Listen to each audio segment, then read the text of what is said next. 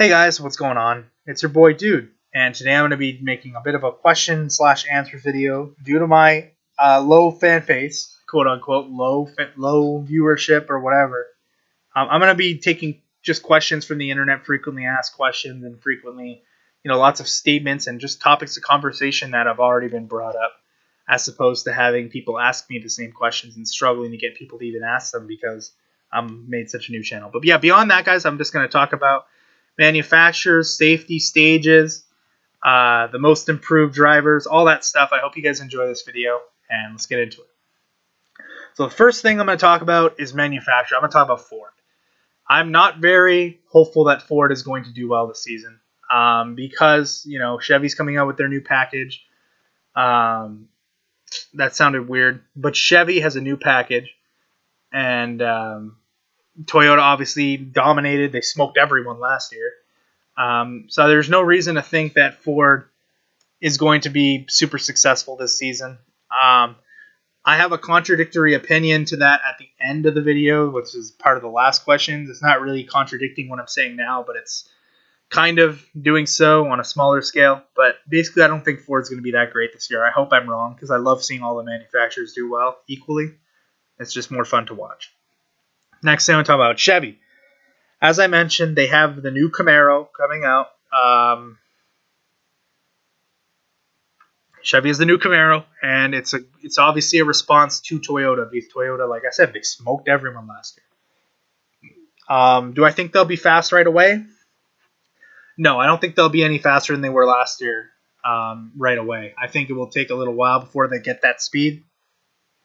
I genuinely do hope they get that speed because I'm not one who's gonna bitch about manufacturers, but it was getting a little boring watching like one new manufacturer dominate everyone this season. But then again, I'm biased because I bet for everyone else that wasn't a Jimmy Johnson fan, it was pretty boring watching him win all those championships and all those races. So, but I think it's just better in general if all the manufacturers are firing at all cylinders, if you will. That there was a pun intended there, 100%. Yeah, that's what I think about Chevy, and I think they're going to do well this season. I just think it will take a little bit of time for it to get click in. Which manufacturer will win the most? I still think Toyota will win the most. By the end of the season, I think Chevy will be on par with Toyota, but I think throughout the season, Truex, obviously Kyle Busch, Denny Hamlin, Eric Jones, I think they'll win a lot of races. Next question, safety. Now, this was not really a huge topic of conversation this particular season, but unlike most people, I'm going to talk about safety before something bad happens, and I'm going to talk about what I'm kind of worried about. Now, I want to get a disclaimer out of the way. NASCAR has done a phenomenal job with safety. There's really no disputing that. Some of the wrecks that have happened in the last few years have been horrible and, easily could have been life-threatening in the past. But they've done a phenomenal job making the sport safer. From Car of Tomorrow onward, I haven't really had to think about it that much or talk about it. And it hasn't been really a product of our sport, or hasn't been, and some people think that danger is cool, but I really think that it's a great thing that they've made it safer. But now that that disclaimer is out of the way, what I'm worried about, catch fences. Okay, I get that the cars are built extremely strong, and this is not the 90s anymore, because in the 90s, if you remember what happened to Russell Phillips in that crash in the NASCAR Sportsman Series, I realize the cars are very different. But that was a horrible, gruesome, one of the worst wrecks ever seen in auto racing. And my question is, when you're going, by the time Russell Phillips' roof hit the fence, he was going at a much slower speed. If you're at a super speedway and you're going in corner entry at 200 miles an hour and your car lifts off the ground, goes into the catch fence at an angle on corner entry, and goes into the fence roof first, does a driver survive that? Does the roof stay intact? Does a roll bar not get caught underneath the roof and shear off the roll bars? That's what I'm worried about. Yeah, I know the cars are much more safe and there's less of a threat of that happening, but I feel like there might still be work to be done. I feel like there's still maybe not within the cars, but within the catch fences, because I'm still worried about that. I was at the race when Austin Dillon had his crash. That was one of the last race I went to, honestly. I'm not saying because I was there the crash was any worse. It looked just as bad on TV as it did at the race. But, the fact that he survived that was unbelievable. But the car went into the fence bottom first. I feel like if someone hits the fence with that kind of velocity and it just dead stops like that, like if you're going roof first, man, that's I don't know. Like I just don't. It's hard to accept what you don't know and what you don't understand.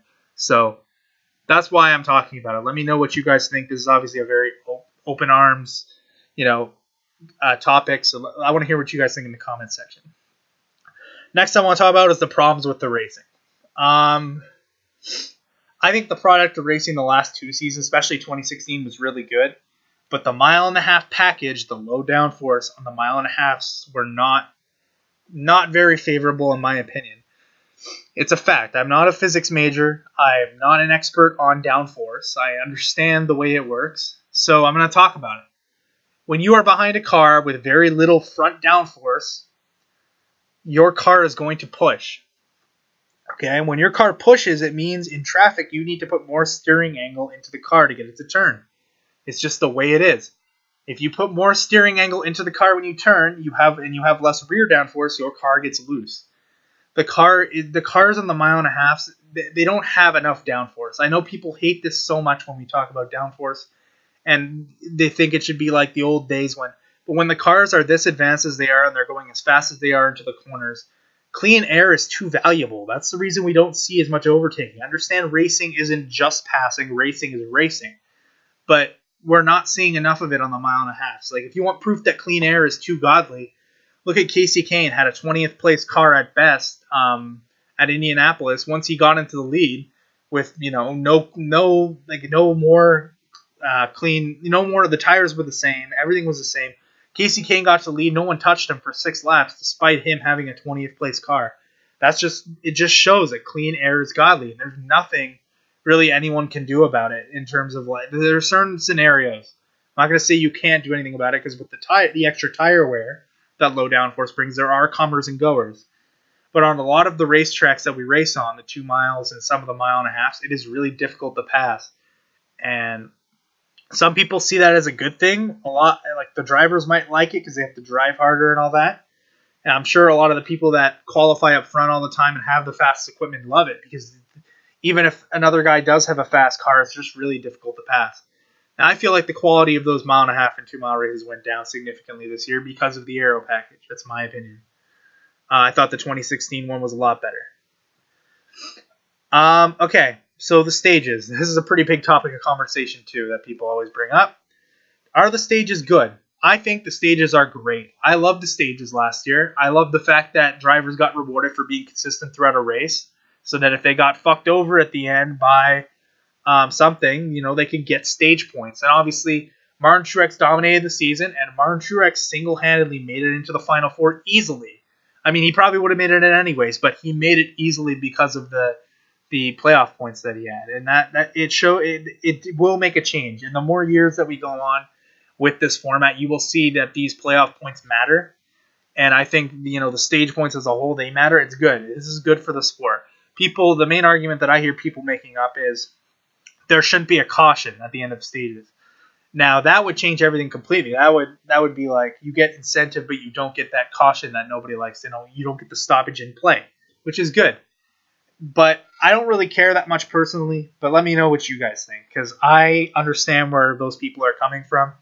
I don't mind seeing a caution in the middle of the race to get a restart or something. I know people don't like restarts, but this is something, another open, up in the air kind of thing. But in terms of the stage points and the way it all works, I thought it worked flawlessly. Viewership. Now, people like talking about grandstands more than they actually like talking about the racing itself, so I feel like I'm obligated to put this in the video. Viewership in terms of TV ratings and all that stuff, I think that's going down because of live streaming, and I think that's going down because of PVR recordings. Anybody could record the race and watch it later, so they don't have to watch it in the middle of a Sunday when they're with their family or doing something else. I think those are the 2 main reasons. Obviously, some of the old school fans don't watch anymore because of some of the gimmicky stuff that people don't like. But that's not as big of a reason, in my opinion, as live streaming and the recording on the TV. That's my opinion. And that's what I think. Like, there's really no disputing that in terms of, if you really think about it, I don't think there's much of a way to dispute that's one of the, 2 of the main reasons why. Next thing, the grandstands not being full. Ticket prices. Ticket prices are so much higher than they were 20 years ago, 15 years ago, even 10 years ago. The ticket prices are absurdly high.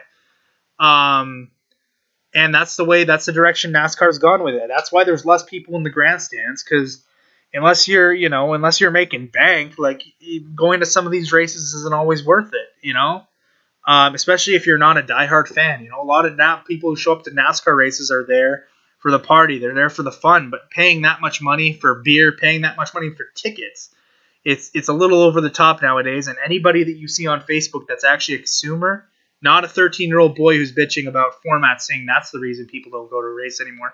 That's not the reason people don't go to races. It's the ticket prices. That's anybody who you ask that actually pays for tickets will tell you that. Next thing, the most improved drivers and the most improved teams. Most improved drivers, I'm gonna say Eric Almirola, because he's in better equipment than he was at Richard Petty Motorsports. That's the obvious. And I'm gonna go on a limb and say Joey Logano. I know a lot of people are gonna hate me for that, but the reason I'm saying that is because the ceiling for Penske Racing and the ceiling for Joey Logano is so much higher than what he did last year. That he did so bad last year that the jump is going to be inevitable, and he's going to do better this year. And that's why I was saying it contradicted by Ford thing. But, I think these two drivers are going to do better than they did last year. Now, the most improved teams. I'm going to say the most improved team is going to be Hendrick Motorsports. I feel like if you disagree with that, you're probably fighting a downhill battle. But I could be wrong, but at the same time, they have all these young talent. They have these new drivers that are going to be good, and they have the new chassis. I think there's no reason for them to be any worse than they were last year, because last year was not pretty for Hendrick Motorsports at all. So I think they'll be the most improved team. But yeah, that basically concludes this video, guys. I hope y'all enjoyed. Video's a bit of a long boy, but regardless, it's been your boy Dude, and I'm out. Peace.